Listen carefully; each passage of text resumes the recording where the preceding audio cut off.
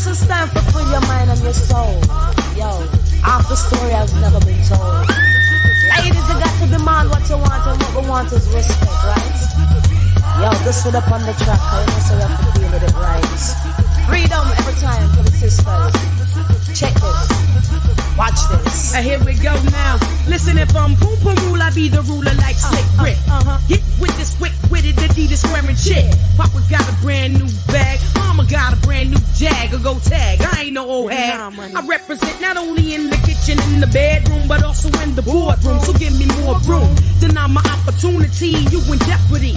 Yo, set me free. Don't hinder me. Let me be. I'm fighting for freedom. I got the heat in case you need them. Straight soldier. Ain't nobody told ya. Hold up on them lies. I know your games and your plans.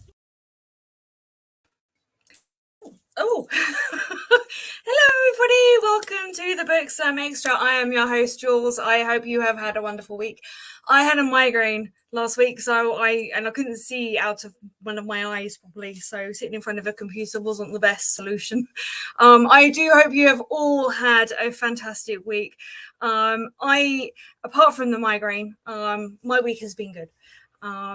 So I thought today we could talk a little bit about how to write a good story, or narrative or poem, what we do, and how we go about doing it. And everyone has their own unique way of doing it, which is awesome.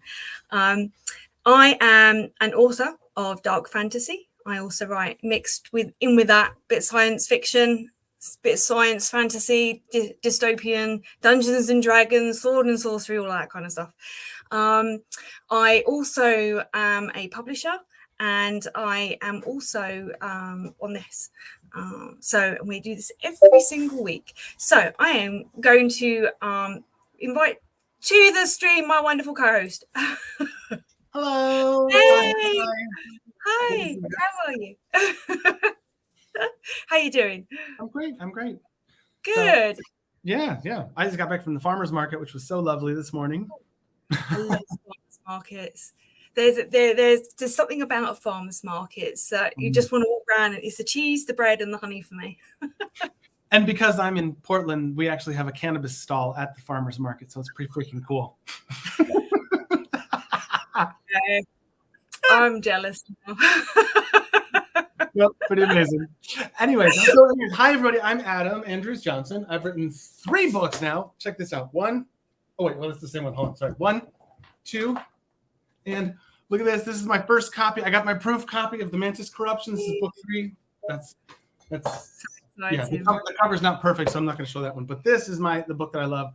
My start to the series, The Mantis variant. Yeah, so I've released that. It's horror, dark fantasy, dystopian, humans hunting humans, all sorts of fun stuff like that. Yeah, but we'll talk about that more later. Yeah, absolutely. What's really cool is, we kind of have quite a varied amount of authors on here. And what I love is the different explanations that they will have, and the different styles that they have, and methods. And this platform is an awesome way of being able to share our collective skills and knowledge, which we've kind of built up, and be able to, support new authors, or people who are, struggling to try and work out what to do or where to go, or people who have an idea but don't really know what to do with that. So we love unpublished and self-published authors on the book. Yep, yes, we do. Yep, and published as well. We're very, I think it's such a welcoming platform. It's such a welcoming platform that, we have people from all walks of life on here. A whole host of different life experiences, and it's such a fantastic experience. So go on. Did you want to say something? No, I'm just amazed by how many people have joined us today. I know, it's amazing. Reese amazing. Hi, everybody. Welcome. So we've got a bunch of people in the back room who are going to join us, and people are already watching on social media. Thanks for joining. We're on YouTube, Facebook, LinkedIn. I don't know where we are. So we are currently live on Facebook. We are also live on LinkedIn, and we're also live on YouTube. So YouTube is the best place to come and find us. You can actually join us over here, join in the comments section, and you can have an opportunity to maybe ask some questions or say some crazy things like some of our audience have done, and we'll put it up on the screen so everyone can see it and we can share the love. I do have a slightly different pro forma for today, which I thought would be quite nice, particularly because the lovely array of authors that we have, and also the topic that we're going to do today, which is basically just how to write a good story or how to write a good narrative, which I think everyone can, join in with and has really useful and helpful comments to say. And I want to do that. I want to change the sort of performer slightly because we've reached 100 subscribers, which is just amazing. Yes, I know, it's so exciting. Yeah. And yeah, so I mean, Adam and I, you can catch us hanging out over on Instagram as well. In the description below, you'll be able to catch our Instagram and all our links there. And yeah, I'm going to invite Reese on because she's our other lovely, wonderful host. Hang on, here we go. Hey, gorgeous. How you doing? Oh, you're muted, hon. I'm good. Yeah. How are y'all? Very well, thank you. How are you? Woo, cooling off. It is hot. Oh my goodness, it's 90 plus out here. What is that? 30-ish in centigrade. I don't know. I don't know how to change this, y'all. Listen, I'm decent at math, but I am not good with conversions when it comes down to temperatures. We have centigrade in the winter, and in the summer we use Fahrenheit because it sounds so much hotter. That's hilarious. So yeah, so in the winter it's like 1 degree centigrade, or we had minus 12 degrees centigrade last year, which was absolutely awesome. I don't know what that is in Fahrenheit, but when we go into the summer, we're talking about, it's like 101 degrees, and it's just freak everybody out any more than necessary, Why not? Why not? So Reese, tell us about you. Well, hello everybody. My name is Reese, aka Reese the Storyteller. I am an author of contemporary romance and erotica. What have I been up to this last couple of weeks? Our creative writing class started with the kids on Thursday, so that was fun. We had our first class. I was super duper late because I got stuck in traffic. However, thankfully I have a co-teacher with me, so thankfully the children weren't having to wait for hours and hours and hours before I got there. But this is going to be an awesome project. I'm loving it. We are at the Hangout NOLA. For all of the kids that have actually signed up, we appreciate their parents dropping them in so we can actually do some free and fun stuff for them this summer. Other than that, writing is still finishing up book 2. Fingers crossed I'll be going into editing soon. But overall, man, just staying in the loop. And what's your first book called for everybody out there watching today? First book is Trapped by Reese. Book 2 is released, and it has not been released yet. The title is released. Let me make sure I specify that, because people are going to be like, wait, so what's the name of that one? So book 1 is Trapped. Book 2 is titled Released, which will be released this summer. Nice. I'll try and get a screenshot for you and put that up on the screen. And Adam, you've got books which you've shown. My books, I've got 4 books out, and I'm in the process of publishing about 6 books now, which is awesome. And I'm in the process of collaborating on a book with Adam, which is awesome, completely different to the genre that I'm writing in, so that's quite nice. And I'm also in the process of writing 2 other books which relate to the 2 series that I have. So yeah, pretty cool. So cool stuff. And I've got new front covers as well, which I may show. We're ready for those. It's very exciting. So let's start off by there's gonna be a very crowded screen today. So I might do background stuff and just talk over so it's not completely crowded. We've got lots of people. Hang on a second, let's see what we got. Hello, people. Okay, so I'm going to invite everyone to the stream. Hang on a second. I'm going to do it. Bear in mind, I'm going to be trying to do it one at a time, so it's going to be a bit wobbly. There we are. Hi, everybody. Yay. Hi. Hello, welcome.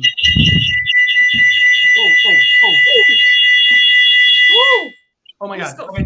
So if you if you have your phone on, turn the volume all the way down. Sorry about that. Sorry. If you're watching on your phone, crank the volume down.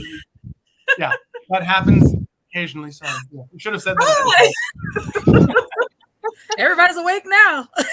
Sorry about that. Apologies if you have hearing aids. Welcome.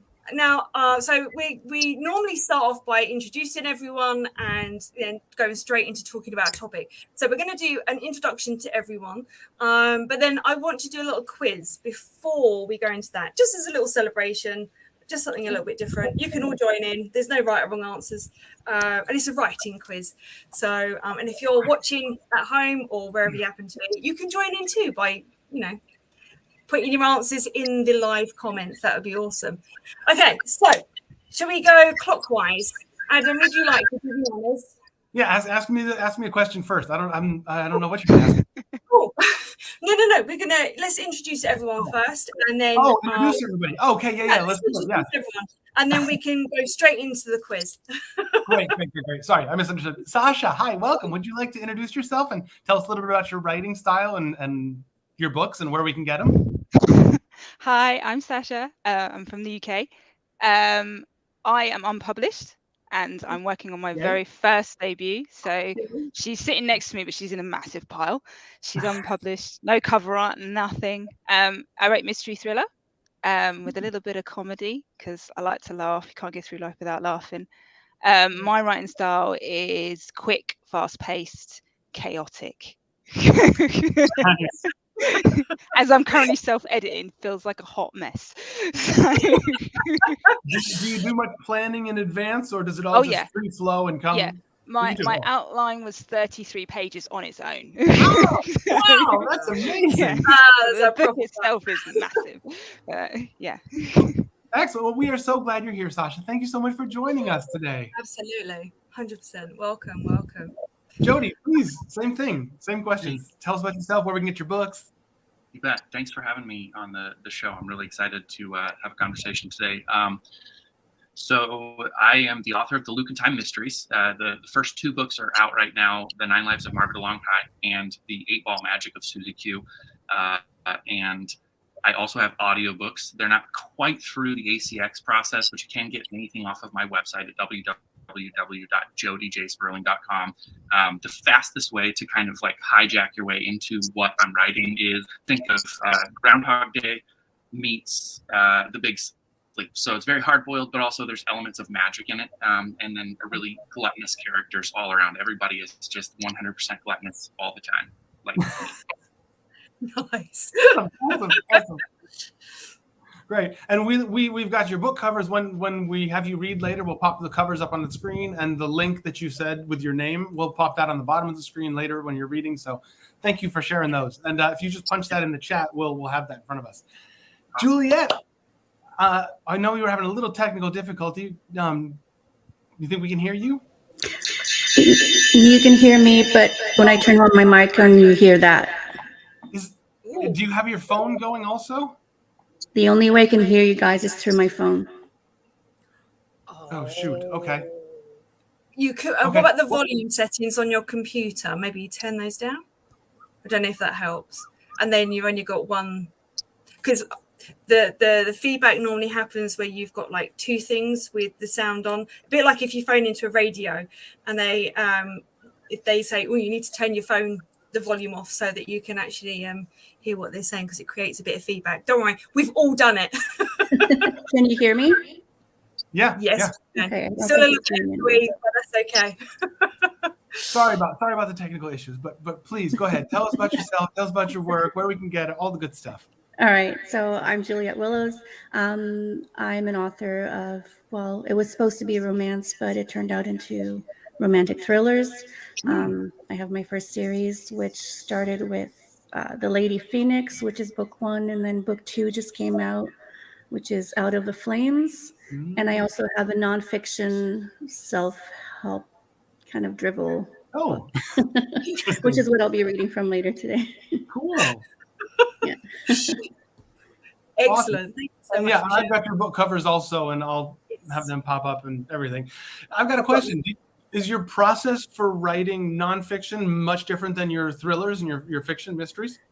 So I don't think I'm going to be writing nonfiction going forward. It was just kind of like a fluke. I got this one. I used to write on Medium, and these were all basically articles that I'd written and then pulled off of the site and wanted to do something with it. So I just compiled them all together, made the articles into chapters, and it turned into. Oh, cool! Yeah, that's very clever. That works very well. Cool, awesome. It's cool. I love the different techniques that everyone's got. It's really cool. Cool. Knight, would you like to go next and tell us all about yourself and your work? Sure. I'm Knight Sammy Collins. This coming July, so like next month, I have 2 poetry-based books coming out. One is a poetry book titled Phoenix in the Rain that is full of poetries about my struggles with depression, as well as a poetry prompt book to help guide you through developing your own poetic style. I also write novels. None of them are published yet, though, sadly. But I'm working on 2 right now, which are both high fantasy. Ooh, excellent. High fantasy is quite a challenging genre to write. There's so many specific rules and requirements for it to be high rather than low. So countless notes. Yeah, that's awesome. And do you have are you releasing your poetry books next month on Amazon, or do you have your own website that they'll be available through? So I'll be publishing on Amazon, and I'm hoping to publish on one other online, what are they called? I don't remember. Yeah, okay. Another book platform of some sort. Yeah, it'll be on my website when Great. I have it written down. I'm not great with names. No, perfect. No worries. Yeah. Well, what we can do is, when you get a moment, if you in the private chat put your links in there that you'd like to share, I will make sure that if you're doing some reading, that they go up on the screen, and also go into the live comments on YouTube. But obviously, if you don't want to read, that's absolutely fine. I'm more than happy to still put them up, and likewise with the book covers as well. So I've got all the ones that goes for everybody's links. Yeah, everybody put your links. Yeah. And Julian, welcome to the show. Would you like to tell us about yourself, please? Hey, folks. Julian Martin. You can see my website there, julianmartinwriter.com. I usually, most of my writing life, have been writing screenplays. I've got 10 screenplays in different genres: drama, magic realism, comedy, science fiction, and horror. My horror script, Death's Brother, has gotten the most praise, and that's made several semi-finalist and quarter-finalist placements in various contests like Screencraft and all. But my first book, well, my blur effect is there you go. But Junie, it wants to blur it. But Junie Q and the Secrecy of Desire is my first novel. Nice. I wrote that before my previous 3 screenplays, so I've gone back and forth. I've worked on screenplays since, and I'm now 1/3 of the way into the follow-up, Junie Q and the Allure of Hypocrisy. Those are serious titles. I like it. Well, welcome. Sorry, go on. Did you have something else you wanted to say, Julian? Oh, thank you.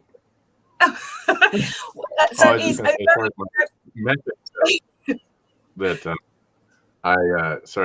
going to switch my internet source in a second. I think I got a little delay, but I'm going to switch to my upstairs in a minute. But I plan my screenplays pretty thoroughly, and my horror one that gets the most praise was planned out almost scene by scene. But the novels, I kind of just go. So I'm a bit of a pantser, and honestly, many times in Junior Q, I had no idea what was coming next. I'd have people at a door, and I didn't know who was behind the door, so I try to figure out things like that. So that was but that was really fun. But I think for novels, you can kind of do that. But screenplays, I would not recommend pantsing a screenplay. But some people do, and just revise. Nice. We've talked quite a lot actually about different types, where you've got the architect, the gardener, and the pantser style of writing. And there's lots of companies that will sell products that are designed to help people who are more architects in the style of their writing. But I'm not sure, I'm not convinced that that's something that you necessarily need. I think, you've got to find what works for you and then work with that, rather than, be guided by a company that is trying to sell you stuff. But I love the fact that there are so many different writing styles. So without further ado, this is our little quiz, because I do want to celebrate the fact we've got we've just got a little bit more than 100 subscribers, and I think it's a really important milestone to make, and hopefully many more. Okay, so your first question, and this is an open question to everyone. You don't have to wait for your name to be said. It's very relaxed here. We're very chilled. So this is open to you, my lovely co-hosts as well. You can join in.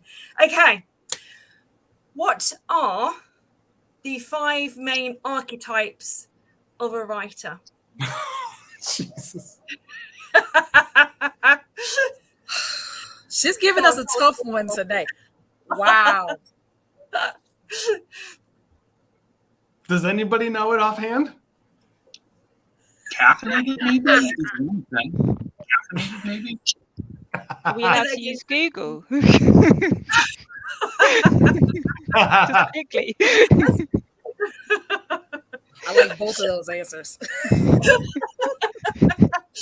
Okay, so I'm going to throw them at you, and you can then have a little think about whether you feel like you might meet that. Don't worry about animals making noise. It's cool.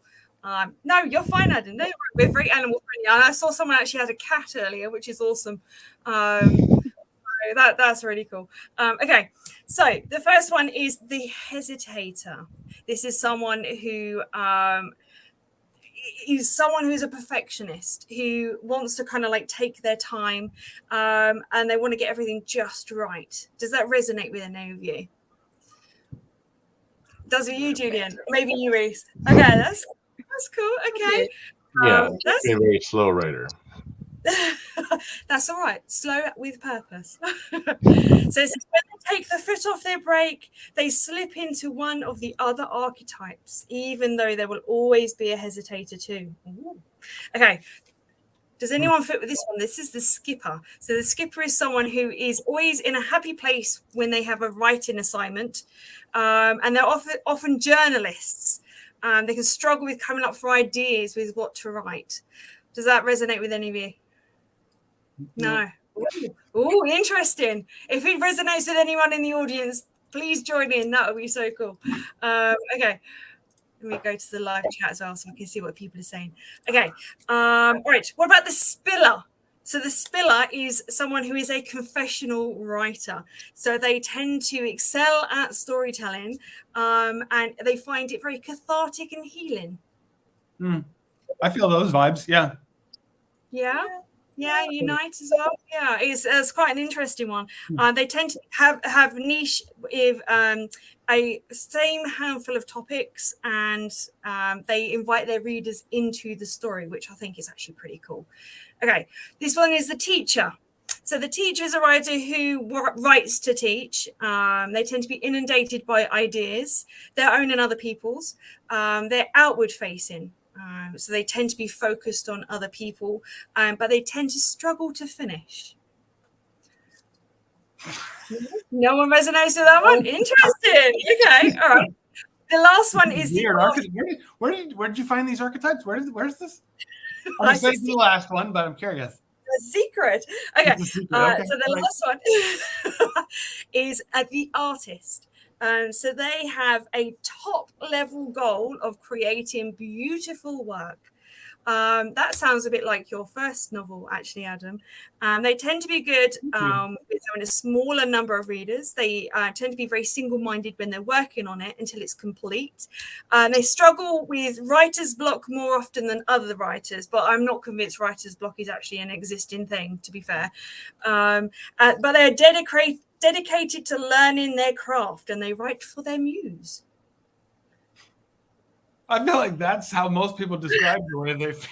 I don't know. Right. But all right, so let's ask some questions. Okay, for whom do you write? So you've got the options here. You're not sure yet. Whoever pays you, yourself, your readers, or your muse. Whoever pays you is definitely on the list. But oh, that's a good question. I think personally, I tend to write more for myself, and I just kind of pass it along just to see who else has, who else likes it. But yeah, it's mostly for me. I'm myself. This is for me. If anyone else likes it, then yay. Right. It's just icing on the cake. Yeah. That's cool. Okay. All right. How prolific are you? So these are the choices. I write, but no one has ever seen my work. I will share it as soon as I'm ready. I write as often as my employer requires me to do so. Then we've got as prolific as I want to be. I write when I have a story to tell. I tend to write a lot because I'm excited about my ideas, or not particularly prolific, but I often focus on one project for a very long time. I'm not really confused. Sorry. I'm definitely the first one. No one's seen my writing apart from my partner. He's the only other one that's read it. So that's cool. It's quite nice, isn't it? When you it's almost like having a secret that no one else knows yet, that you're kind of like you have to release to the world, but only when you're ready to do it. It's quite cool. Yeah, when it's out in the world, I'll be like, don't talk to me about it. Just read it. No questions here, please. I don't want to talk to you. Write it in the feedback. I don't want to know. Oh, that's cool. I think it's really cool when you write for specific people, whether it's yourself, other people, your readers, family, or just because you just enjoy it. I think that's there is no wrong answer here, by the way. Okay, so this is an interesting one. This is a question I've got some ideas out for myself, but it says, how do your ideas show up? So this is an open question to all of you. Oh my God. I see images a lot, or sometimes moments that I want to see, that I want to have, like especially with the screenplays, but it'll be kind of like a vibe, but sometimes there's images or things that that I would like see that would be the finished movie. But and someone told me that Junie Q even kind of almost, they can tell I'm a screenwriter in some ways, in the way that it's often very visual and oral, but then I leave out things like smell. I don't have anybody smell much, and I don't think about that because I'm just like, I'm used to writing for scripts, so a smell has never started a book for me. But yeah, images, and then it usually needs to be a core idea somewhere in there too. With like Junie Q, the novel, I didn't know actually. After the first time I wrote the first chapter, I was like, is this gonna be is she gonna be like Buffy the Vampire Slayer or something? And but then as I started getting into the human parts of her, it became a very realistic story. No fantasy or magic at all. It's just a human story. So I just want to say as well, your background is super cool. I know you've blurred it, but it looks like you're kind of like you're whizzing past something really quickly. It looks so cool. It's my son's messy bed. So it's like I put my computer in my son's room, but we're hoping to change that soon. But yeah, so it's lots it just looks really cool. Captain America, Iron Man, Civil War poster up there in the wall, and lots of comic book hero stuff. Nice, that's awesome. I'm into comic book stuff. Yeah, I'm a big comic book nerd myself.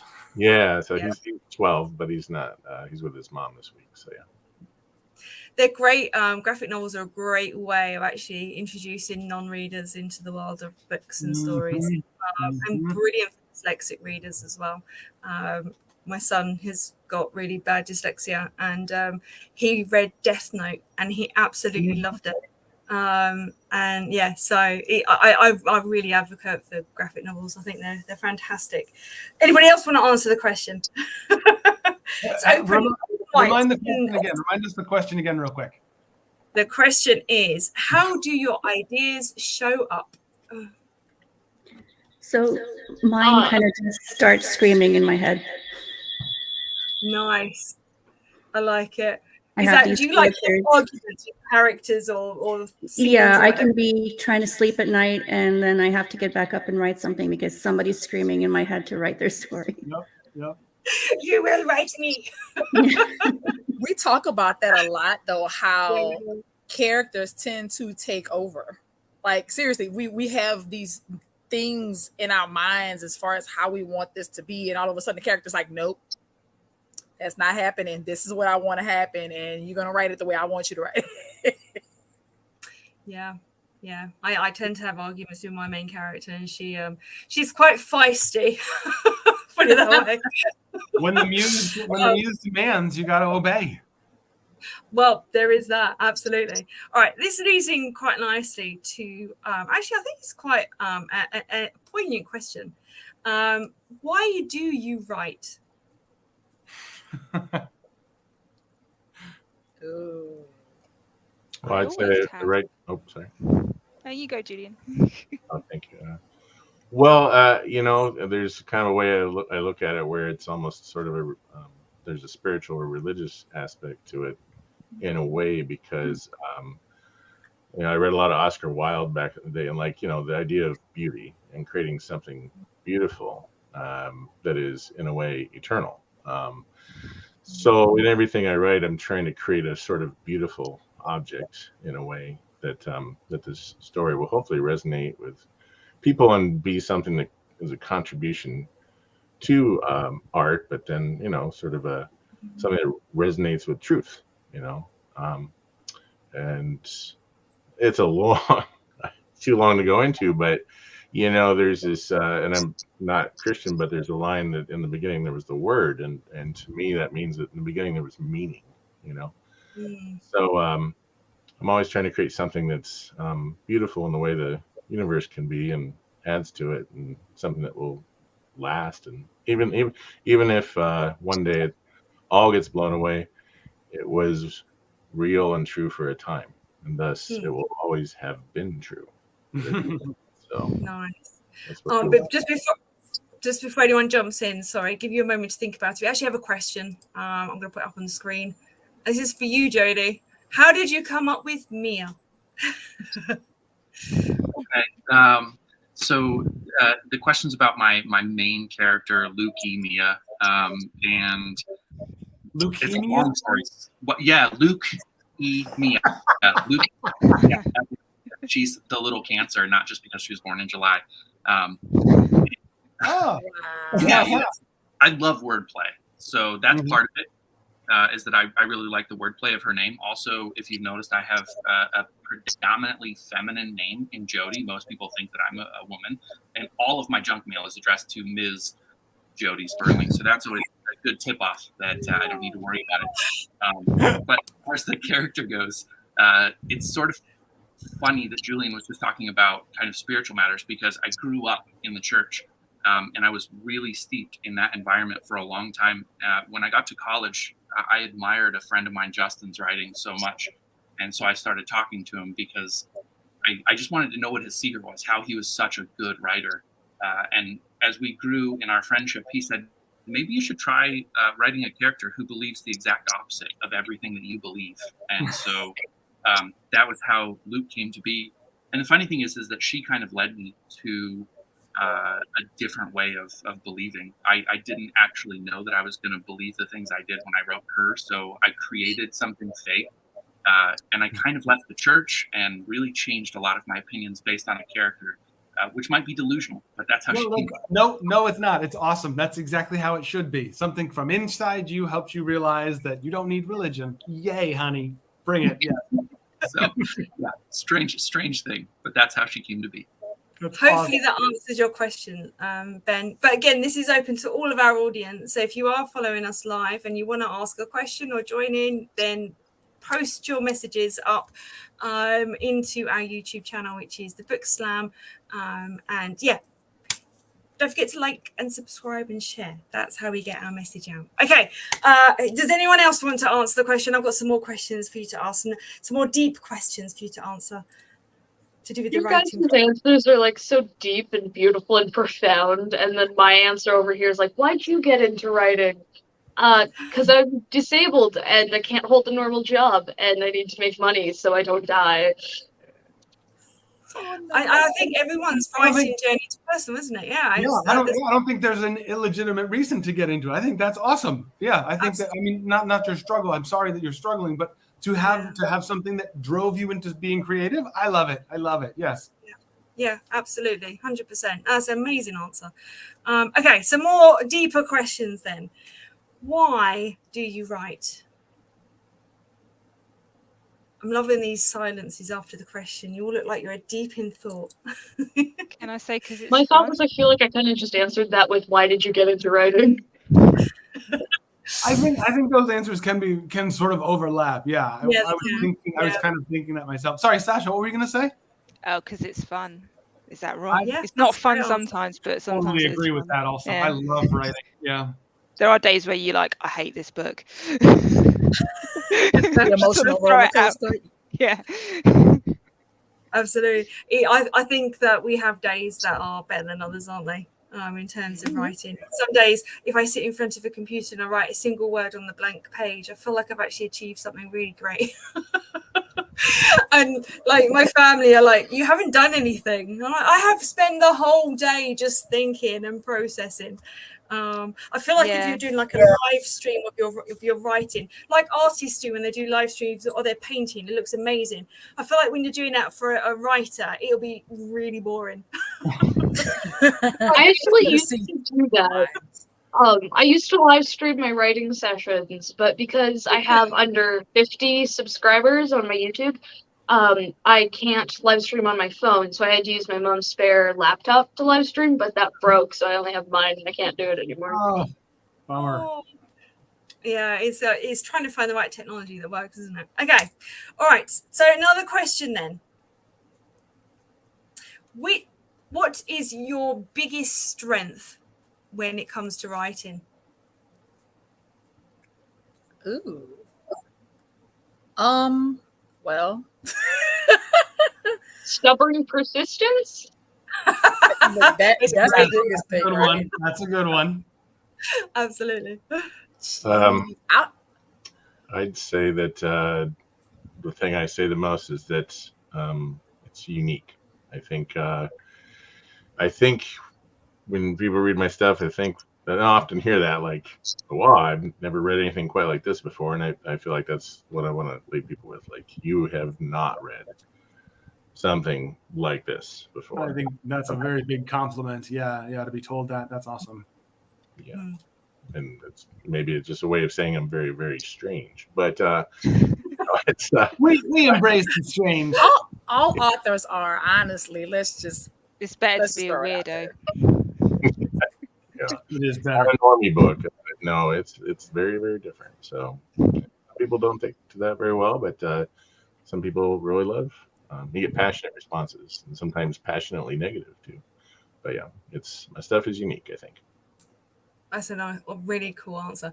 We've got a comment in the comment section. It says, my grandma is with me and she says she writes because she likes to share her thoughts and feelings with others. Yep. That is a very legitimate reason. Yep. All right, Grandma. And hi, Grandma. Yeah. Hello to both of you, or if there's more of you there, hello to all of you. Yeah, I mean, I think there's a great reason to write. And lots of people do write because it's cathartic, don't they? They tend to not overthrow, help or. Well, it's impossible not to put yourself into your writing. I mean, that's exactly what we're doing. Sure. We're putting ourselves into these words, onto these pages, these crazy stories that we're telling. Yeah, absolutely. Yeah. Even if you're going yourself, like Jody was talking about, you're kind of using yourself as your foil, and you can still generate. Yeah, absolutely. We had a show a few weeks ago when we were talking about character development and what a weird experience it is when you're creating completely new personalities from one personality, which is your own. And that can be quite challenging and can be quite off-putting for new authors as well, but still fun. Okay, you ready for some more deep questions? Or would anybody else like to talk about their strengths? Yeah, absolutely. Before we jump on. Yeah, that's a good idea. Sorry, Adam. No, just want to make sure. We're going. Okay, let's move on. That's fine. Okay. Yeah, absolutely. Okay. What is your biggest weakness when it comes to writing? I'll say, I feel like I struggle with dialogue. I feel like I'm always going back over the words that people say that I'm like, do people talk like this? I feel like I'm asking that question. But it's funny you say that, Adam, because I actually was listening to a clip from somewhere. I can't remember exactly where it was. And I'm sitting there listening. I'm thinking about the actual people that are talking in this particular scene at this author's reading. And I'm like, it's a little bit of a stretch. The verbiage in dialogue's a little tricky. It really is. I had a fun experience with my editor for my first book because we're going back and forth about why certain characters talk the way they do. And I'm going, that's because it's dialectal, it's locational dialect, it's African-American speech. I mean, all of that stuff plays into part when it comes down to your dialogue. So depending on what genre you're writing in, depending on what if it's historical fiction, those things play a part when it comes down to your dialogue. But dialogue's kind of fluid. It really is a little bit more fluid, I think, than any other part of your book, because you really do have a lot more ability to do and say what you want and still get your point across. But just like you said, it's all about the people that you're talking about. Who are these characters for you to actually give them voice? Because if not, then the dialogue's not going to make sense.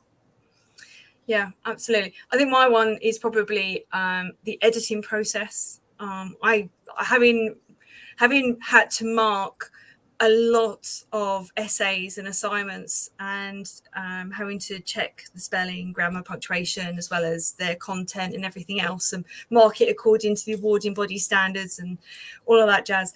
It's sapped the fun out of the editing process. So I do struggle with that and find it quite tiring on my brain. But yeah, it's and Ben's actually added to the conversation about character dialogue, and he says believable character dialogue is a must. So yeah, I think he's right, because it brings the characters to life and it makes them feel like they're there, present in your world that you happen to exist in. Okay, cool. All right, ready for some more questions? All right. I guess.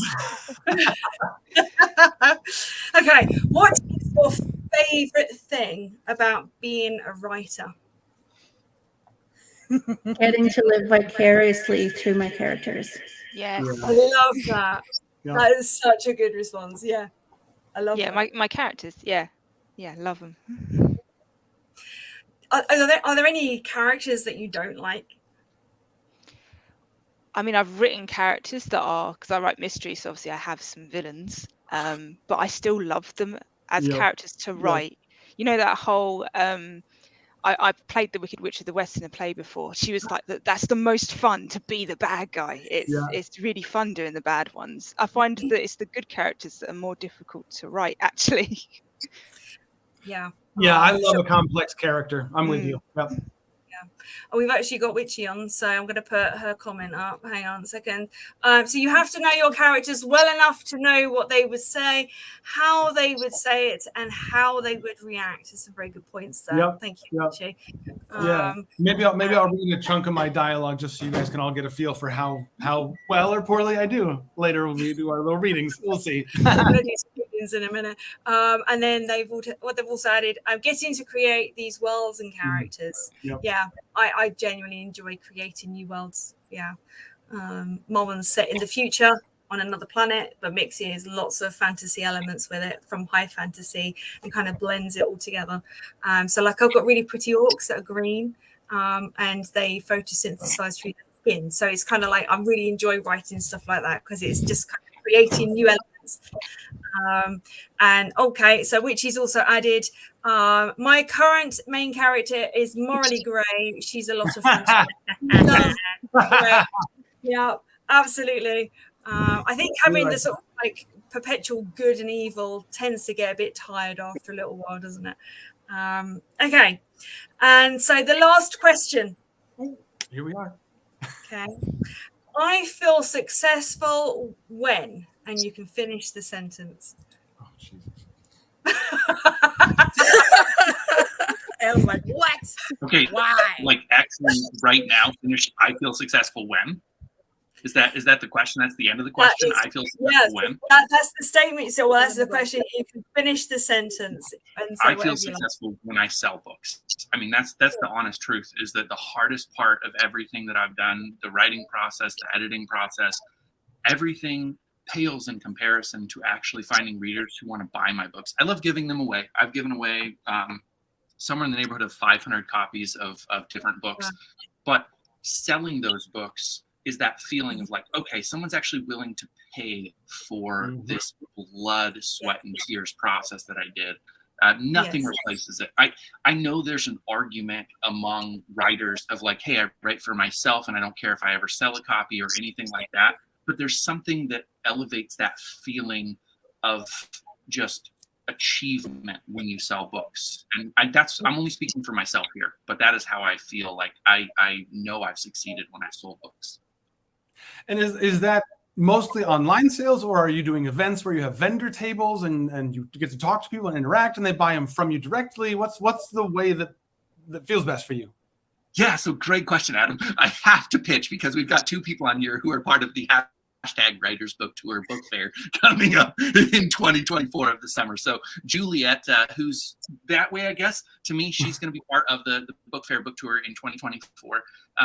There's nothing better than feeling that success of like selling a paperback copy. I can personally say I love selling ebooks and audiobooks. And when I listened to my audiobook narrator actually narrate my book, that experience in itself was a great value. So I love hearing her perform it and know that other people experience that kind of duality of my writing and her performance.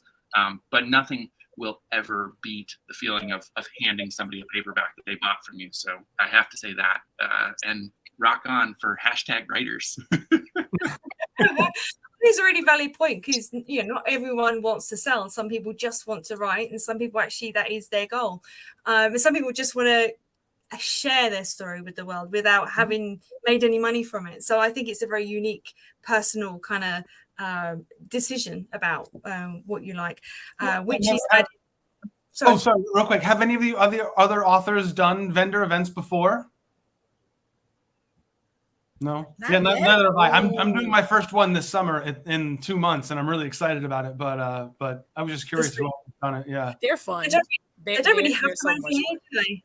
No, I don't know about you, Sasha, but they don't really do stuff like that over here, do they? They tend to, I mean, I book fairs you can go to in London, but go on. Sorry.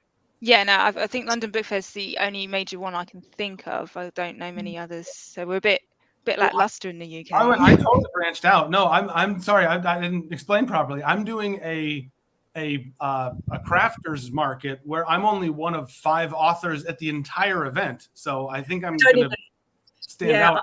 Like it's a Halloween big, like, yay, we're getting ready for the Halloween season. We're selling creepy stuff, and my horror books will go there. But yeah, other events like that, Sasha and Jules, that might work. No, I mean, you can have book signs, can't you? Where that's just one author, and obviously you have them in America.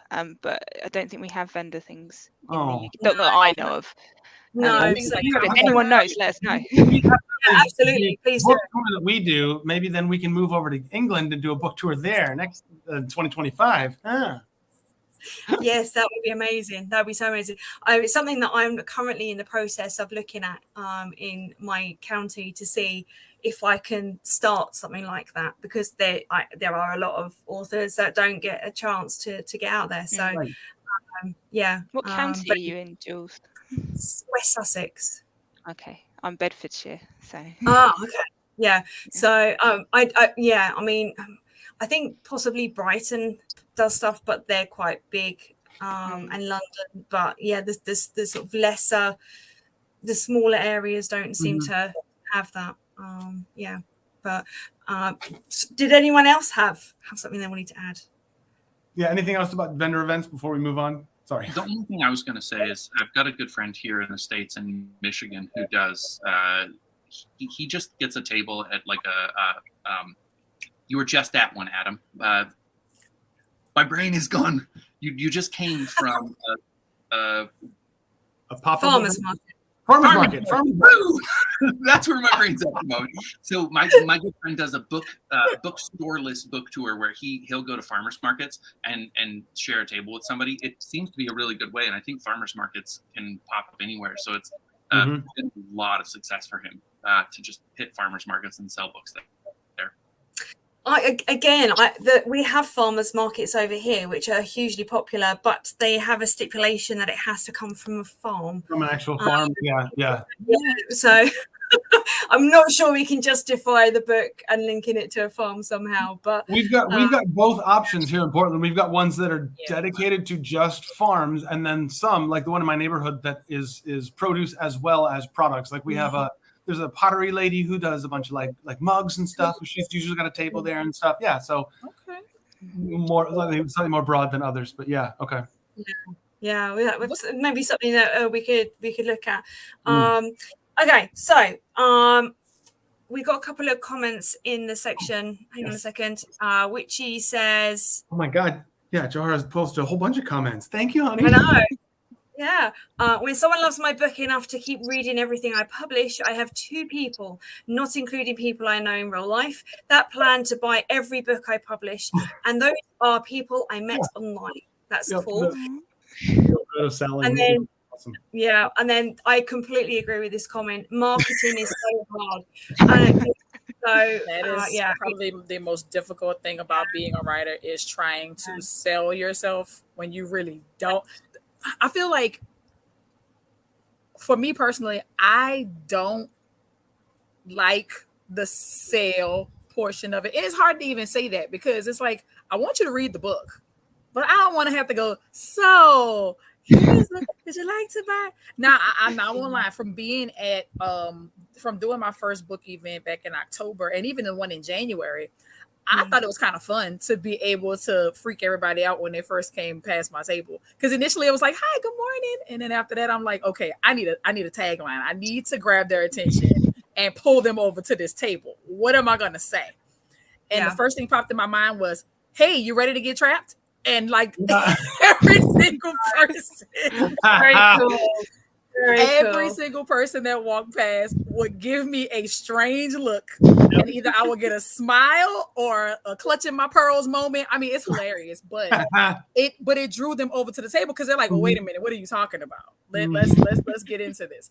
And even I think the pivotal moment for me was the second fair. We were literally getting ready to shut down, and there was a lady that pops up at my table, and she's like, "Good, you're still here." And I'm going, "Okay." She's like, "I saw your post on TikTok. I begged my husband to drag me over here so I can get my post." Yay!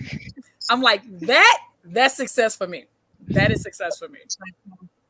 And then the last remark from her, "I want to sell, but no matter what, I'm not going to stop. Writing is my greatest passion in life. I want to share my world and characters with the world, but I would also like to live off my writing." I think that's something that lots of writers can link to.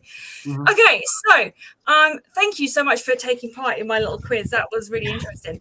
One of the things that we're talking about today is, how we write a good story. So I would love to hear some of your writing. It doesn't have to be very long. You can read whatever you like. There's no restrictions. Obviously, if there's a trigger warning, let me know and I'll put it up in the comments. But I would love to hear a little bit of your writing, and also, how you came up with the idea. What kind of led you into that? Because I think especially aspiring authors who haven't started their writing process, who are like a bit wobbly about what to do. It'd be really useful for them. So I'm going to do like an open floor. So I don't mind who goes first. Whoever feels, they want to get out of the way or at least nervous, you're very welcome to. We're a very welcoming crowd here. So what I'll do is we'll put you on the big screen so you have screen to yourself, and we will just listen and go from there. Would any of you like to go first to read a little of your work? Yeah, Julian. Let's go. Excellent. I don't want to be on the dog, but So I'm going to put you on the big screen. So it's just going to be you. Introduce your book. I'll put your book cover up on the screen as well. And you can talk a little bit about how you came up with your ideas, or what made you write what you did. Whatever you prefer. Okay, here we go. Ready? All right. Well, this is Junie Q, and this is a chapter about 200 pages in. There's basically her and her best friend Flenner, and he has had many years where he was trafficked, and so he has some trauma there. And there's a moment where he goes missing, and they're on this yacht, and Junie Q is wondering, did he jump off the rail? Could he jump over the rail? And then this chapter takes a break, and it's a long, well, it's not long, but it's a flashback to a memory she had of Flenner, which the point that it's getting at is that that she doesn't believe he's actually suicidal. She believes that he wants to live, and so this chapter is called "The Call of the Fabulous." And it says, beach therapy always worked. In the dulcet sunset light, Junie Q and Flenner stood on the beach and dug their toes deep. Waves alternately eroded and deposited sand, never providing the same results twice. In time, every grain is new. As the water covered their feet, 100 microfunnels of bubbles rose from sand dimples. The tide was ebbing. The sand crabs would be moving oceanward soon. Let me tell you something, Junie Q. I will allow you to tell me. Flenner and Junie Q let the sea air wash over them as the soft roar of the waves soothed them. Their faces glowed in the sunset, eyes squinting as they watched for the flash of green as the sun disappeared beneath the horizon. Their breath trembled as the temperature dropped. Seagull cries augmented the ambience. Mission Beach tended to be sparsely populated this time of day, and people kept to themselves. Flenner and Junie Q projected a convincing wall of isolation that deflected attention and gave them a vast stretch of empty sand and water. The waves left their feet exposed. Sand crabs emerged and drifted with the receding tide. They burrowed again where they would catch more food. Look, Junie Q said. They bury themselves to survive. I know the feeling. Junie Q looked at her friend for signs that she should be concerned. Flenner's dark eyes were wistful, but he smiled. Crabs nesting deeply. Indeed you do. She felt keeping it jovial was best. The green flash, an illusion, made Junie Q clap and go, ooh. A showy but tasteful awe rippled across Flenner's bright face. Then, we are some fine bitches, Junie Q. She laughed. Maybe you. Oh no, Junie Q. You a fine bitch too, trust me. At least one man knows, albeit my gay best friend. You only need one heterosexual, Junie Q, as long as he's the right one. That's good. I don't need a bunch of heterosexuals crowding up in my shizness. Two might fit in the hole yet deprive the soul. Look at Confucius over there. Are you hungry? No. Not yet, Junie Q. I'm still enjoying my beach therapy. We should come here every day. Oh, I don't know about that. Too much therapy is a crutch. What if you're not cured? I mean the general you know. I can only speak for myself, so the specific you shall do. But seriously, there is a point where you have to say, fuck it. Lessons learned. Life is good. Bad situations can be turned around. Somewhere along the line, you're letting the past describe the future, and before you know it, you've let a few years of your life dictate everything that ever happens to you. A few years? I could live to be 95 without stretching the imagination. What, should I waste 80 years of freedom over 10 years of imprisonment? Telomere replenishing gene therapy could give me another 80, you know. I've read up on that. Therapy, the kind where you talk to a human being, doesn't mean you're wasting that time. And the beach, please, requires no defense. Of course, but I'm saying at some point the lesson is learned. Life must proceed because every day has a sacred potential to alter your path. Do you know how much experience and wisdom I can fit into 160 years? How much life? Except the thug life. Except the slug life. We love the snails, but cannot imitate their ways. We love the snails. We go our own way. I gotta take my glasses off. I've got to get out there and make a bunch of amazing shit happen, Junior Q. Preach it, live to teach it. Okay, calm down there, Flinner. Don't fuck with my happy, Junior Q. Don't make me. And you're still not going to college? I didn't say I wasn't going. I just haven't started. For shame. I don't have to go this year. Gap year, my ass. Doesn't work, Junior Q. Gap decade is what happens, you'll see. Don't worry about me. Fair enough, but don't worry about me either. I'm going to be just fine, Junior Q. You're already fine, bitch. Ain't I know it? Finer than a motherfucker, he said. Axiomatic, though. The gay men are often finer than men who have sex with mothers.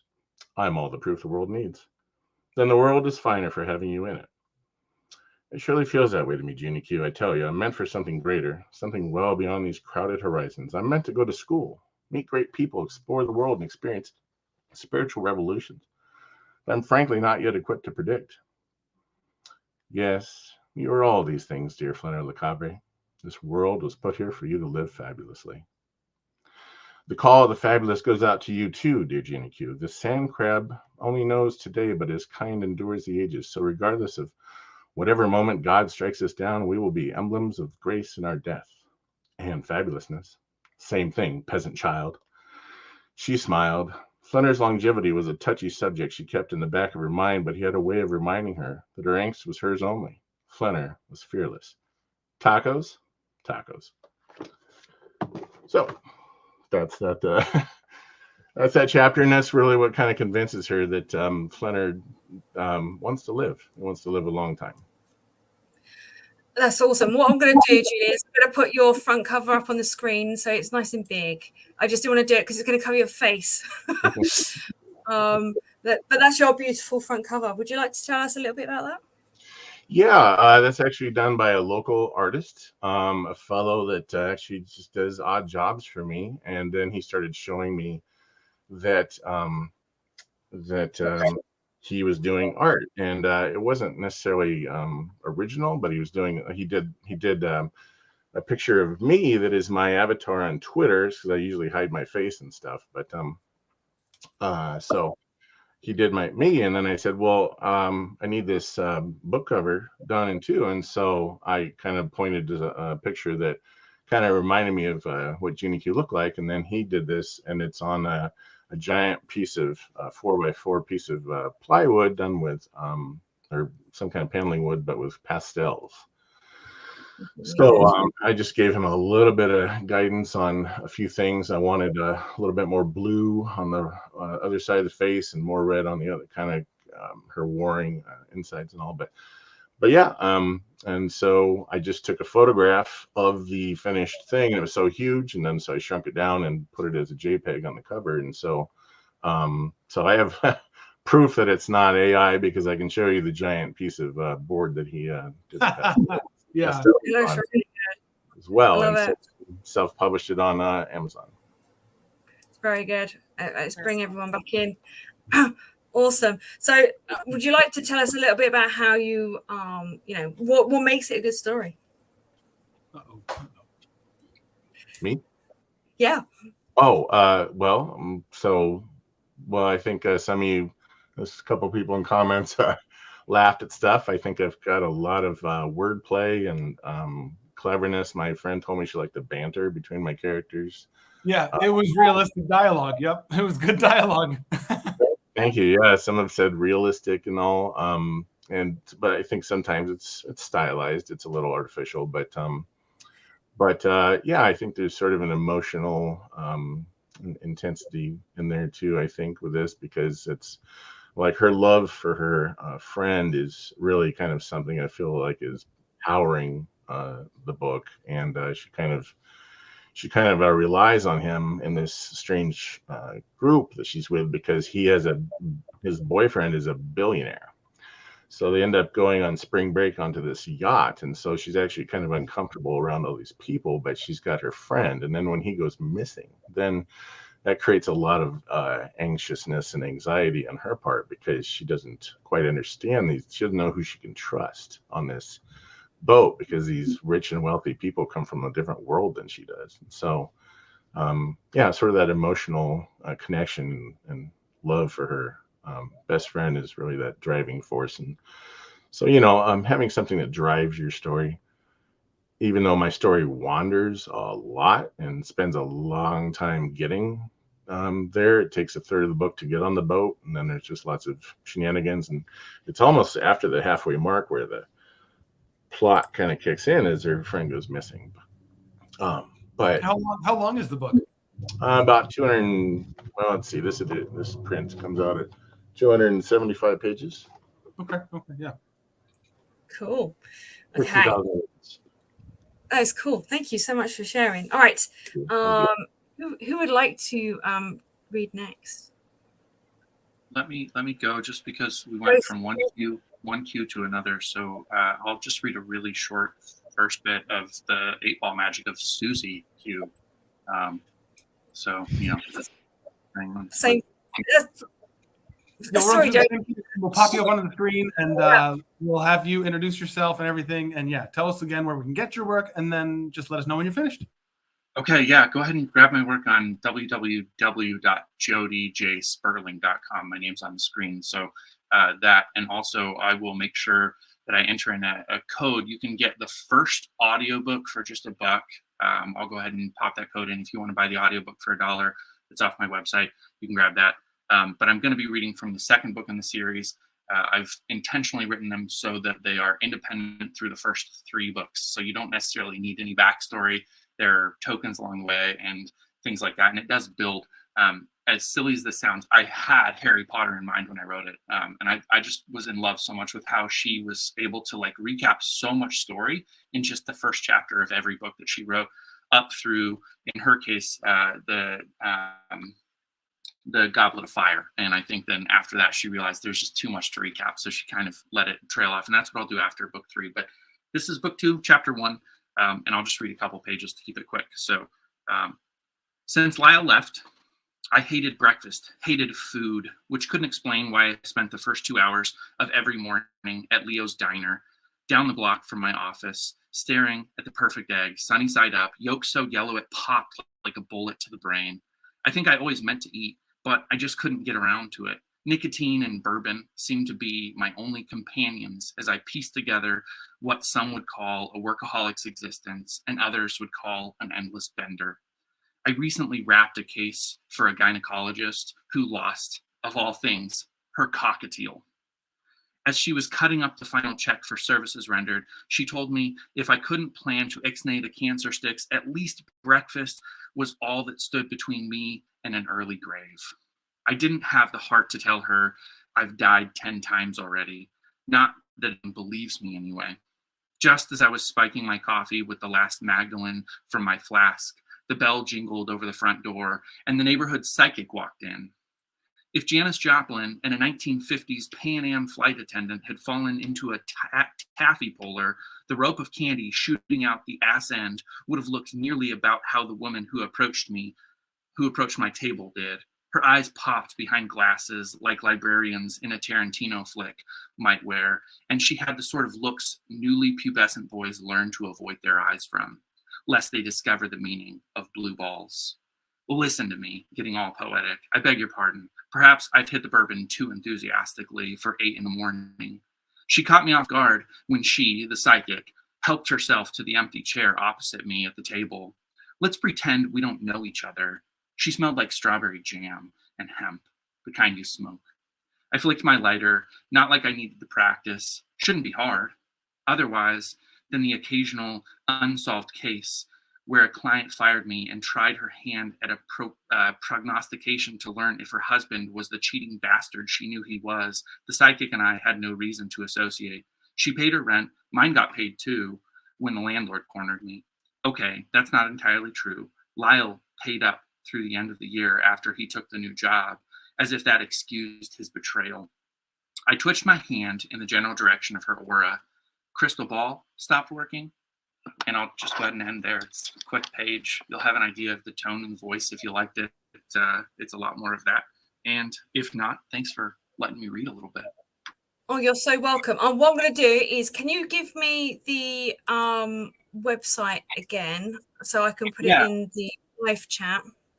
All right. It's in the private chat right now. Okay, hang on a second. What I'll do is I will put that. Oh, I'll put that in the main chat. Hang on 1 second. Sorry. There we go. Okay. And the other thing I was going to ask, I'm going to say, I'm going to put your covers on the screen. So it's going to unfortunately cover your face. And I've got 2 covers for you. So I've got this one here. So did you want to tell us a little bit about this one? Yeah. So this is very specifically the one that is like, Groundhog Day meets the Big Sleep. So it's a repeating life kind of mystery where Luke, the person you just heard speaking, experiences a situation in which she keeps dying until she figures out the core of the mystery. And that's kind of the heart of that book. Awesome. And then I've got this one here. That's the one I just read from. So that's the 8-Ball Magic of Susie Q. And Luke, again, is the first person protagonist of the book. And she comes across a magic 8-ball that actually gives her real answers to questions she asks. So not just like your standard answers, but will really tell her things. But the consequence of every time the magic 8-ball tells her something is that it causes a negative outcome for somebody else or something else that you don't expect. Very intriguing. I like it. Okay, thank you so much. And would you like to tell us a little bit about your writing process in terms of how you kind of like collected it together and made it? Okay, well, so the really quick answer to that is that the 9 Lives of Marva DeLonghi took me 5 years to write. I was one of the dopey kids who went to college, right? And I got my Master's of Fine Arts in creative writing, and that the 9 Lives of Marva DeLonghi was really a result of all of that education. And I realized when I left the working world of W-2, so in America, W-2 just means that you're a taxed employee for another employer. I left that world, and I'm working for myself now, writing my novels. And I realized I need to write a whole heck of a lot faster if I'm going to be able to be a full-time author. And so I outlined a 9-book series based on that first book, which is where the 8-Ball Magic of Susie Q and all of the subsequent books come from. So nice. really, Sorry, go on. No. I was just going to say, Adam's probably got some good tips for you in terms of writing with speed. Let me bring everyone back on. Adam, would you like to share your method or what you do? Oh, sure. Yeah. Oh, I know what you're talking about. Sorry, you caught me off guard. Yes.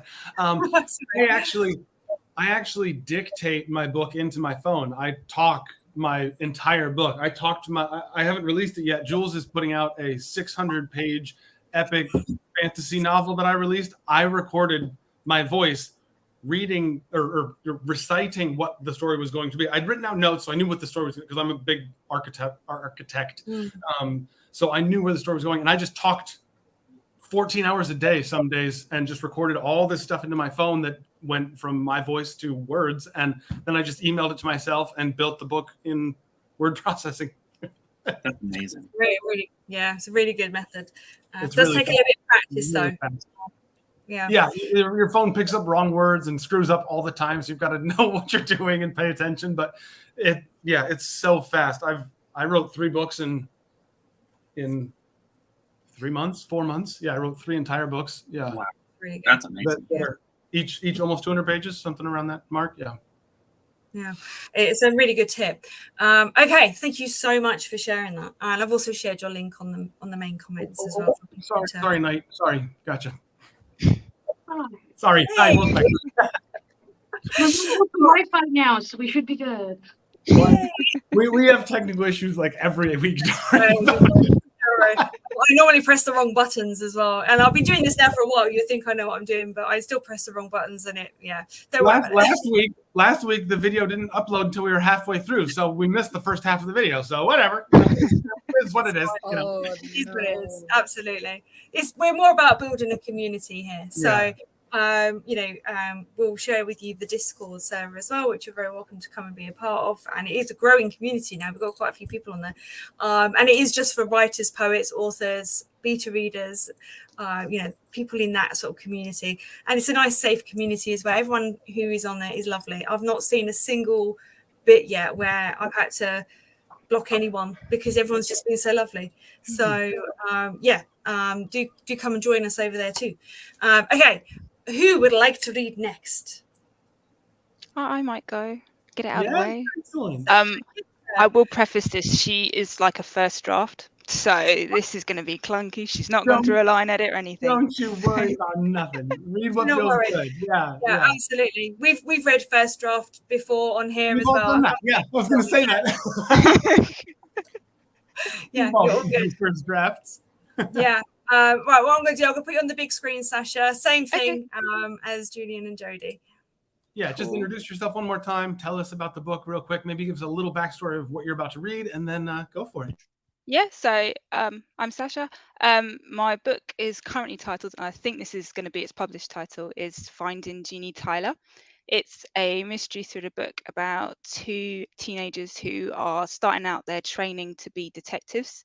So they're currently going through their first cases. They're basically learning how to do it, getting the feelers for it, and basically having the real world hit because it's all got very scary. And it's set in an alternate world where some people have superpowers. So both of my MCs have superpowers. And the bit I'm going to read is one of my MCs is trying to interview a guy because he's got CCTV of a possible crime scene. So he's trying to get hold of these tapes, basically. And I hope it's not too long. It was another early morning for Blaze, not that it bothered him. He'd worked out long ago that a career as a detective meant weird working hours. The morning sun was just beginning to peek out over the rooftops of the houses and shine to the body of his R8 as he coasted along another empty road. The first faint signs of a city waking up were starting to show. A few bin lorries were heading up streets, picking up rubbish. Dog walkers were out before work. One newspaper boy had nodded at Blaze's car with a grin as he cycled off on his rounds. Blaze found it peaceful. He suspected that being of the older generation, the Wallace's neighbour would be up by now. That seemed to be a common theme with pensioners, early to bed, early to rise, all that. He knew deep down that he shouldn't be going out to interview the neighbour on his own, but he was beyond caring. The autopsy report had confirmed his suspicions. The case wasn't as clear-cut as it made out to be, and forensics had come back on the letters. 2 sets of fingerprints had been found. Blaze's, obviously, and a set of unknowns. As Evie, Mrs. Wallace, had handled them, it was safe to say that they were her fingerprints, which raised more questions than it answered. The letters were for Arthur, so there should have been at least 3 sets on them, including his. And yet there wasn't. Coupled with what the pathologist suggested, Blaze was feeling more confident about Evie's involvement. Of course, she was just putting a theory out there. It was up to Blaze to decide whether or not to follow the lead. After reading the report twice, he decided to stick to his original plan. See the neighbour, check those tapes out. Once he had those tapes, he would start involving the team, assuming he was on the right track. He decided to park his car further down the street than the Wallace's house. He didn't want to arouse too much suspicion. He tried to move as quietly as possible, not wanting to disturb the silence of the sleeping houses around him. He hung his badge round his neck. It made more sense than having to pull it out of his pocket all the time. With it on display, it was instantly clear who was boss. He walked up through the trip hazards of the neighbour's driveway. While the old man wanted to monitor it with CCTV was a mystery. It wasn't like there was anything worth stealing or vandalising. It was an absolute state. But he was grateful that he could provide fruitful.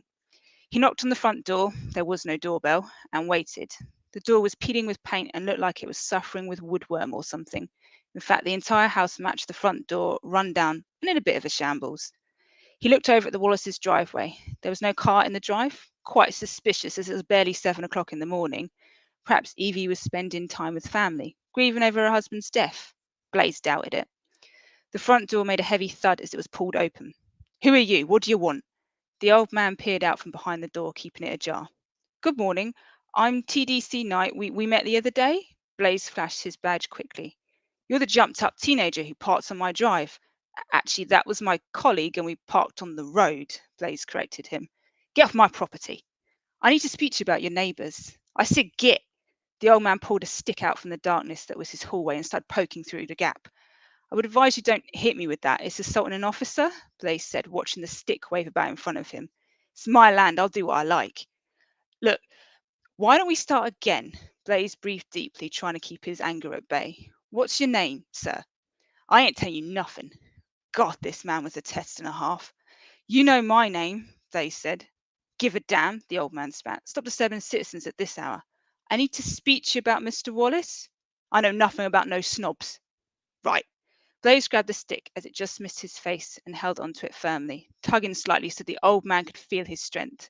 We can do this two ways. You can cooperate with me and answer my questions, or you can get arrested, because in case it has escaped your notice, your neighbour's been found murdered, and as the investigating officer, I find it highly suspicious that you're refusing to play ball. So it's here or my station. Your choice. The old man broke into a gummy grin. You got some balls, kid, he said. I miss that sort of fire the police used to have before you all went soft. I mean it. Blaze stood his ground, pulling the stick towards him more. The old man's eyes widened in surprise. He wasn't expecting super strength at the other end. He let go of the stick and opened the front door. You get 5 minutes. Put that stick there. And I'll stop there because it does go on for a while. So I've got to say, this is the reason why I write such serious notes ahead of time. Your first draft is beautiful. Oh, gorgeous. no, she's got to have a scrub down yet. So oh, yeah, and she's gonna get even better. She's gonna get even better. Yep. It was a really good first draft. Yeah. I think with the first draft, it's always a bit nerve-wracking, isn't it? Kind of like putting it out there. Because when you're writing, you're kind of giving away a little tiny precious part of yourself, and people are going to read it, people are going to judge it, and that could be quite on its own. That could be quite an adventure and quite scary. So to read a first draft, that's amazing, and that was such a good read. So well done. Thank you. Apologise for any British slang that was in there, because probably got a lot of non-UK residents watching. So. We like the. I hear it. Yeah. I've got as a British author, I'm keeping it. I was like, no, the British is staying. So yes, absolutely. It's quite interesting. I saw a little skit on YouTube Short where a British character goes into a restaurant and the waiter is American, and the American person is kind of like, oh my god, they speak a different language, and then someone reminds them and says, no, they speak English too, and so the waiter goes over to take the order from the English person, and the English person basically orders a whole load of stuff that I understood, like chips and a cookie for dessert and all this like, other like toad in the hole and Yorkshire pudding. Yes. Yeah. All those British foods. Yes, I love toad in the hole. Yeah, and so spotted dick for everybody. Do you know, I've not actually had spotted dick. No, me neither. It's quite rare to find that actually in restaurants over there. But yeah, I had toad in the hole all the way. That's such a delicious dish, and Yorkshire puddings. Yeah. Very tasty. I love it how everyone else is kind of like, oh, what are they talking about? We heard about the food. Look, I'm already looking forward to it. You know, I'm already planning my trip for next time. So. When you come over here, roast dinner. I'm gonna take you to a Toby. Take you to a Toby, and you'll have a proper English roast dinner. Yeah, it's basically like an all-you-can-eat roast dinner. It is amazing. Yeah, very nice.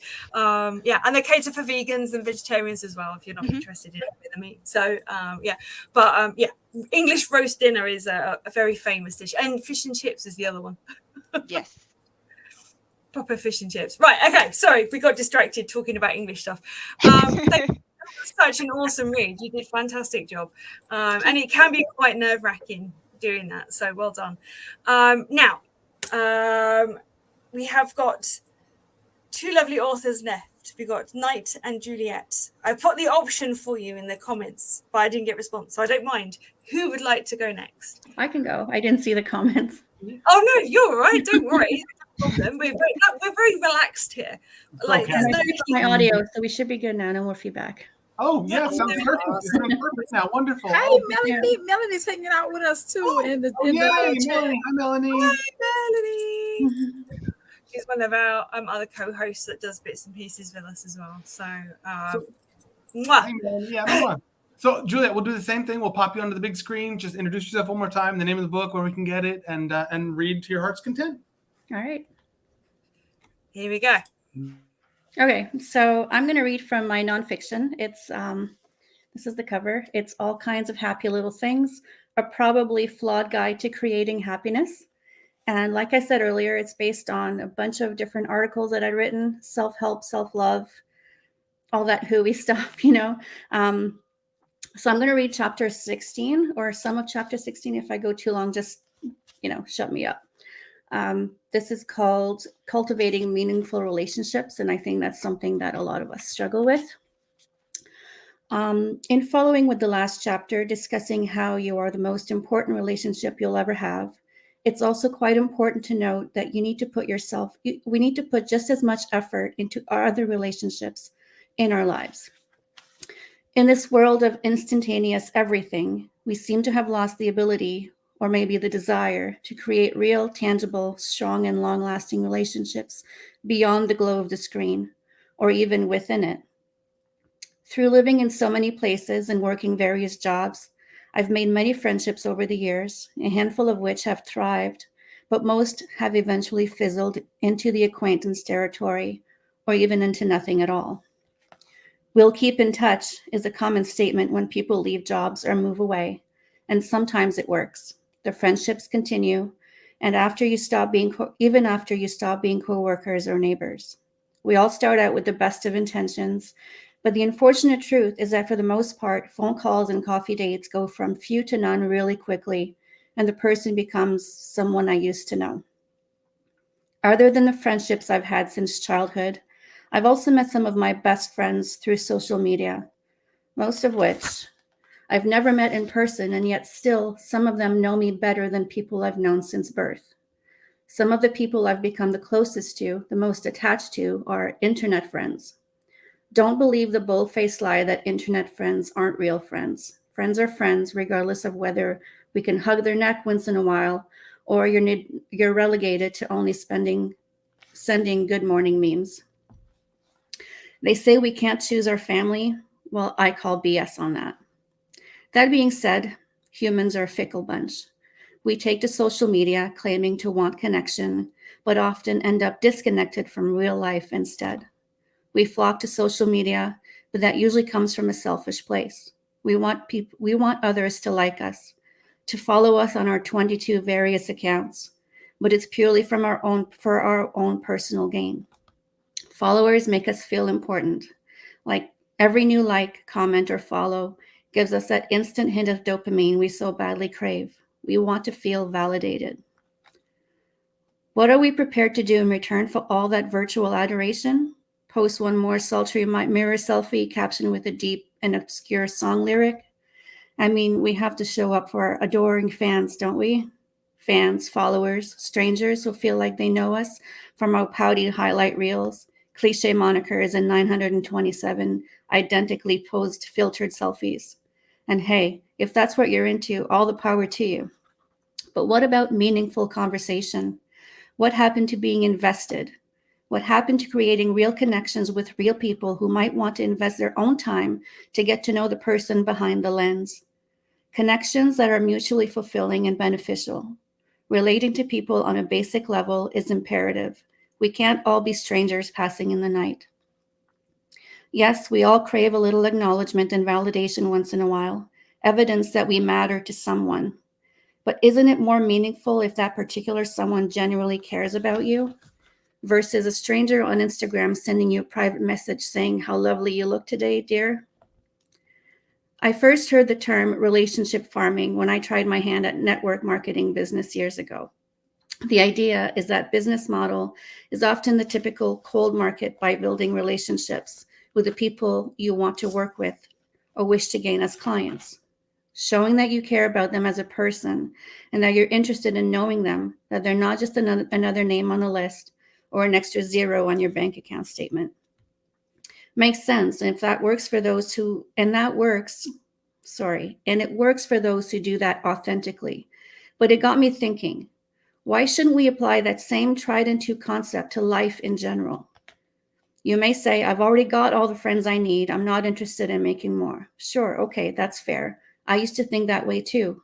So maybe you don't make deep, soul-changing connections, but you can still have meaningful relationships with people without disclosing your deepest, darkest secrets. Then again, you might be surprised when people fall into your lap unexpectedly and you realize you're not sure how you've managed to survive this thing called life before you knew them. Pursuing friendships with both people who are interested in the same things you are, as well as those with opposing views, interests, and beliefs, will expand your circle of connection and broaden your horizons. It will open doors for you that you never knew were there and wake up emotions in you that you never knew you had. Enrich your life in ways you never thought possible. That young mom who likes your posts but never dares to comment. She might have a million things in common with you. You would click immediately with a single conversation, might even realize you're soul sisters, but you'll miss that boat completely and possibly miss out on a wonderful, unexpected relationship if you don't reach out and say hi. Maybe that guy on Facebook, the one from high school you never talked to because he was too weird, but somehow ended up being Facebook friends anyway. He might be the elusive missing link to a business connection you've been chasing, or that new girl at the office, the painfully shy one everyone seems to avoid like the plague. Maybe all she needs to hear is someone to have to say, no. Maybe all she needs is to hear someone you have. Oh my gosh. I'm sorry. Maybe all she needs to hear is something you have to say in order to make her feel a little more confident. We need connections to grow as human beings. We need each other in order to evolve. You'll never know the richness you can add to your life, the knowledge, adventure, connection, value, the friendships, unless you put the effort to cultivate relationships. Mostly, it doesn't take very much at all, but it can't be forced and it can't be faked. It needs to come from a place of authenticity and respect.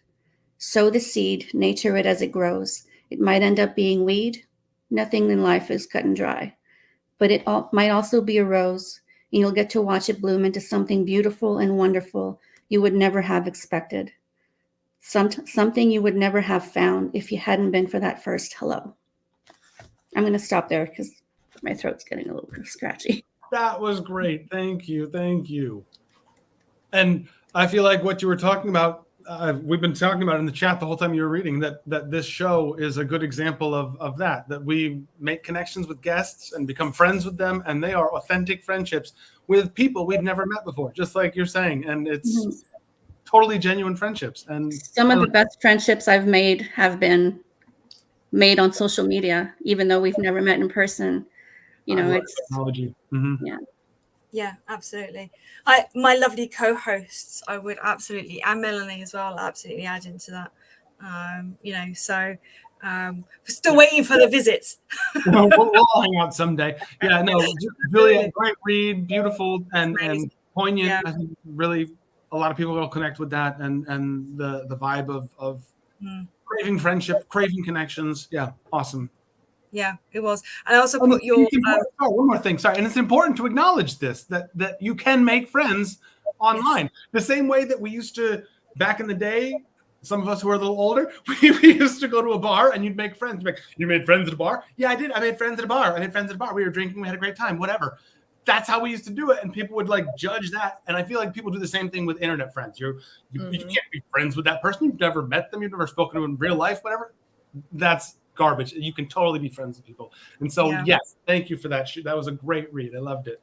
Sorry. I'm going to just no, you're fine. You're fine. I'm just going to put a couple of things on the screen. This is Melanie. Hi, Melanie. So just authentic friends are hard to find, but quite gems. And I would completely agree with that. Absolutely. And then the best bit. Yes, next summer. Next summer. Yes. Let me know when, and I will come and pick you up. All right. Okay. So, Knight, you are the last one to read out of our guests. Are you feeling all right to read? Yeah, just a little bit anxiety, but that's gonna happen. We are very relaxed. Just don't worry about having to watch this off the screen. You just read as if you're reading to a child or someone else in your family, or a dog or a cat. So, who are amazing listeners, by the way.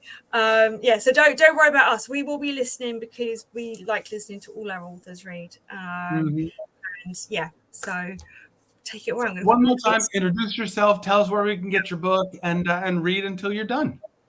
Yeah, absolutely. Here you go. Ready, go. Hi, I'm Knight Sammy Collins. I'm a debut author and a sensitivity reader. I'm from Canada, and I'm going to read a poem from my upcoming book,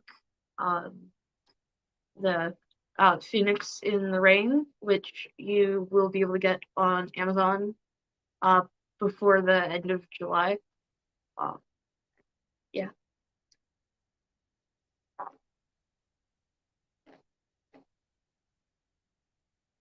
Oblivious est. You don't know this poem is about you, and the reader will never know, not a syllable of your name. Gods, one day who you are may slip my mind, lost to history forever, me never telling a soul, but forever immortalized, my web of words nonetheless, the closest I'll get to justice, and you won't even know this poem is about you. Yeah, it's kind of short, but a lot of my poems are short. I only have a few long ones. Oh, it's beautiful. That's fine. You, by all means, carry on if you want to read some more. You're very welcome to. Well, I do have another poem pulled up here. For the poetry book that I'm still writing, I'm hoping to have it out like December or January, because I want to try for a schedule of 2 poetry books a year. I don't know how many years I'll be able to keep up with that though. And it is a book. It is a poetry book where the collections are all about my queer identities. And yeah. Happy Valentine's Day, my ace. A weight off my heart, on my own, a chance to restart, to explore the unknown. Just a silly little ace, dating because that's what expected. But I'm ready to degrade. I'm ready to disgrace because there are other ways to be connected. So yeah. That was beautiful. Beautiful. Yep. Really, really beautiful. Yeah. I love poetry. Melanie's happy as well. She writes poetry too. She's very, very impressed. Here you go. Yay, a fellow poet. And Melanie also says, love it. And I really appreciate you sharing from your heart about your queer identity. I think that's really important, and that the representation of all different types of people is important, and that's awesome. Just love it. Thank you. One of my favorite poems for the queer poetry book that I'm still writing is one that I didn't read because it's not in English. But it starts with neopronouns only exist in English, so they're not valid, and then the rest is just me responding to that in Spanish. Because they're wrong. They're just wrong. I love it. I love it when people kind of like push them out the mold or the boundaries a little bit, and all stands up for underrepresented groups. Yes. 100%. I have to apologize, Julia. I forgot to show your book covers, so I'm just going to pop them up on the screen, and then I'll do yours, Knight. So sorry about that. Hang on one second. So I've got this one here. And this is what you read from, correct, Juliet? Yes. Okay. Yeah. Yes, correct. And that's my daughter's face on the back over there. Oh, wow. It's beautiful. That's really cool. I love the fact that you've got a family member who's part of that. And then I've got these ones here. Sorry, they're a little bit blurry, a little bit fuzzy. Did you want to tell us a little bit about these ones as well? Sure. So this is books 1 and 2 from my episodic series that I started. It's going to be probably about 10 books. I'm not 100% sure yet, but that's what I'm aiming for. The Lady Phoenix is about a lady. Her name is Hadley Phoenix, and she's just out of a bad relationship, a bad marriage, and she basically drives across the country till she finds a place that she can call home to start over. But her problems don't disappear; they just get worse. So they're both romantic thrillers. So you go through not knowing who is the instigator, who's chasing her. I don't want to say too much because then it's going to be full of spoilers. But then Out of the Flames is actually perfect for Pride Month because it is a gay romance, also a thriller. It takes Maddie, who is one of the characters in book 1. It focuses on his life, and all the consecutive books are going to be different characters that keep reappearing, but are going to have their own stories. Very cool. Nice. Yeah. Cool. I like it. I like it when authors kind of write so that it's not just the typical story or the typical narrative that's going on. Boy meets girl, girl's very quiet, boy falls in love with girl, but then girl has another boy that she really likes, and blah blah blah blah blah. Not saying those teen romances are terrible, but they seem to have just the same kind of block standard method of presenting their writing. So when you've got characters where it represents LGBTQ characters or people, I think it's really special. Okay. One of our guests read your book, Julie, at the Lady Phoenix. They just commented that they read that book, so that's very cool. That's really cool. That's Ben. Hang on, I can put Ben's comment on the screen. Here you go, Ben. There you go. Look at that. Read the Lady Phoenix. Very good book. So supported by Ben. And then we've got and then we've got Melanie, who also says beautiful book covers. So well done. Okay. And now we need to see Night's book covers for the poem books that are coming out next month. Yes. Hang on a second. Okay, so I've got 2 covers. So this is the first one I've got here, which is that one. I like it. It's really cool. Thank you. Really, it's quite simple but quite deep at the same time. It's really interesting. Yeah, what made you a little about that? Pardon me? Do you want to just tell us a little bit about the inspiration behind the cover or meaning or anything? I mean, the inspiration for the cover was I just went through and I looked at a bunch of poetry prompt journals that you could find, and I found patterns among the best-selling ones, and then I kind of did something like that. I think that's good. Yep, that's very smart. Yep. Yeah, I got your other one here as well, which is just as cool. And this is your poetry, and the other one was prompts. Okay, gotcha. Yep. Yeah. Can you tell us a little bit about some of the prompts? Sorry, I know we just switched over that, but to the other book cover. But can you tell us a little bit about the prompts you've set up? So some of the prompts are like getting you to test out a bunch of different poetic forms and then making you create your own poetic form, where some of them are more to get you to look inward at yourself, because poetry is a reflection of yourself. It's really good. Very cool. I really love. Sorry, go on, Adam. No, I just think that's very clever. I think that's brilliant. Thank you for sharing that. Yeah, definitely. Somebody got seagulls in the background. I'm hearing seagulls. Right, that's mine. Sorry, I have seagulls. Yeah, they can be a little bit noisy, but it's so hot down here. It's really sticky, so I've got the window open. No, of course. They're making their presence known. Okay, so I've got a question. I love seagulls too, actually. I've got an open question for everyone. So what do you think makes a good book?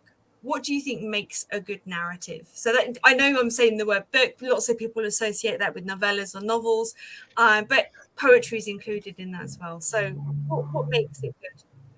It's an open question to you all. Emotion. Mm. I mean, if it's not invoking an intense emotion in your readers, then it's not necessarily as great. Yeah. Make your readers cry. I agree with that, yes. I agree with Mike. Every time a reader told me they've cried, that's like a feather in your cap. Oh my God, yeah. Although I could be a little bit biased because I like to write pretty dark stories. My mom got to one specific chapter in my most finished work in progress, and she just had to put it down, and it took her a month before she could come back to it because it just messed with her head. Wow. I think know poetry when you've got a good storyline when it comes down to pushing the envelope with people's emotions.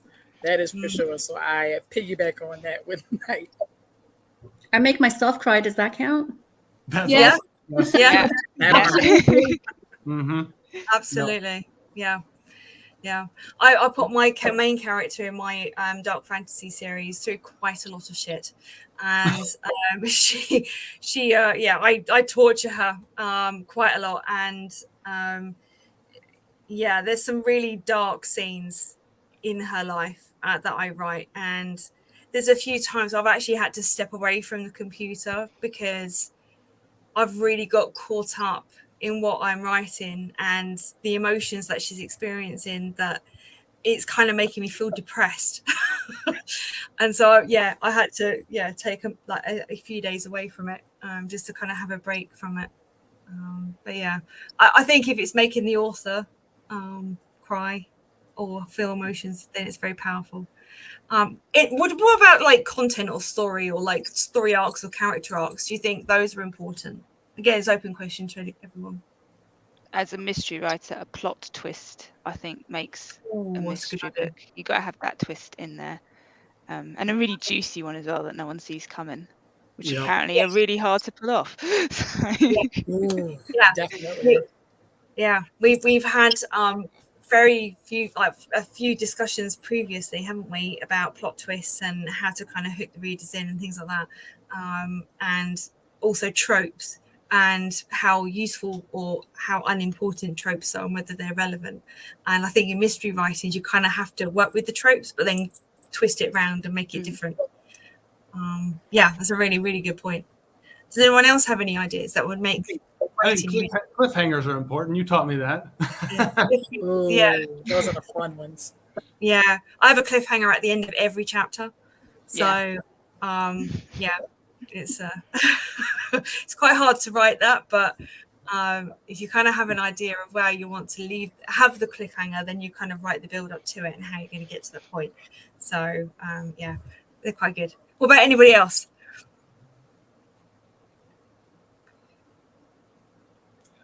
I guess I'll jump in. I love good characters. I want characters that feel really realistic, and which is why I complain about my own dialogue, because it needs to feel real, and I'm always worried that it doesn't. But I love when somebody's written really just like that character. You've met that person before. That moment doesn't matter if it's a crazy sci-fi story, but the personality of the character that they're reading. I love it when that's my friend. I know this person. That moment, because they're so real.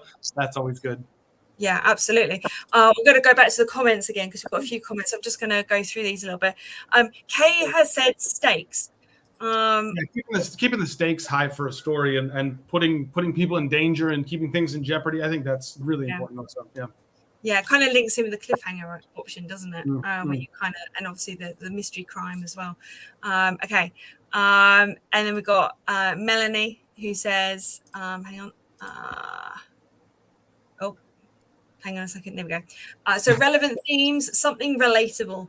I think if you've got something that's really, really far-fetched, really far out there that no one can actually relate to, it makes it harder for the reader to really engage in what you're writing. I think you can manage that with whatever genre you like.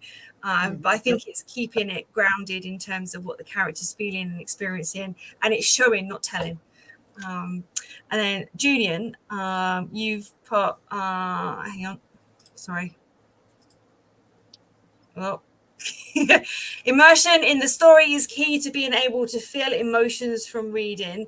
Good writing makes you believe what you're reading. Yeah. It's really, really You're valid getting point. sucked into a story so that you're totally involved and believing everything that the writer's telling you. That's awesome feeling too. Yeah, absolutely. Bless you. That makes me think about the characters that people yell, I hated this person. Yes.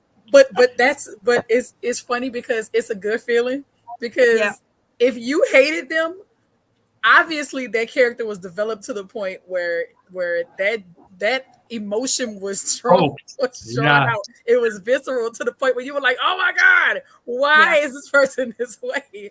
So I'm big on I'm big on character development for that particular reason. I want you to be immersed. I want you to feel everything that their character feels, even if it's not something that you are personally going through. I want you to be able to empathize with that person and sit in that moment with them as the observer. Yeah, absolutely. Oh, well, I think we've had some really, really interesting points, and I am going to say a massive thank you to all of our wonderful guest authors today. We would love to have you back on again. If you would like to join us at another point, that would be fantastic. Do stay in touch. Do come and join us over on the Discord. There's a couple of questions that I've posted up that I would like you to engage with and join in. So that'd be awesome. Thank you very much, Adam, for doing that. Just send everybody the link, so everybody's got the link to Discord. You'll find that when you jump off the screen with us. We'll be waiting for you. Yay. Massive thank you to everyone here. Thank you also to my lovely co-hosts who are awesome.